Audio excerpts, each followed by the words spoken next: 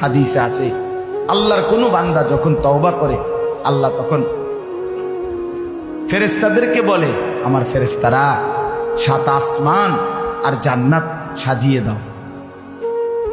ফেরেশতারা জান্নাত সাজায়, আসমান সাজায়। ফেরেশতারা ডেকে বলে, রব্বুল আলামিন কি হলো যে কারণে আসমান সাজাইলেন, জান্নাত সাজাইলেন? রব্বুল আলামিন তখন বলে, আসলাহাল আবদু মাওলাহু, এক ভেগে যাওয়া গোলাম আজকে তার মনিবের সাথে সম্পর্ক ঠিক করে দিয়েছে। আল্লাহ আল্লাহ বলে, আমার এক গোলাম আমার থেকে ভাইগে গেছিল রে, অনেকদিন ওই আমারে সেজদা দেয় নাই, আজকে দিছে।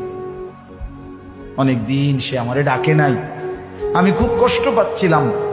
আমার বান্দা আমার হাতে গড়া, আমার দেওয়া নাক চোখ কান, আমার দেওয়া জবান, আমার দেওয়া জিহ্বা,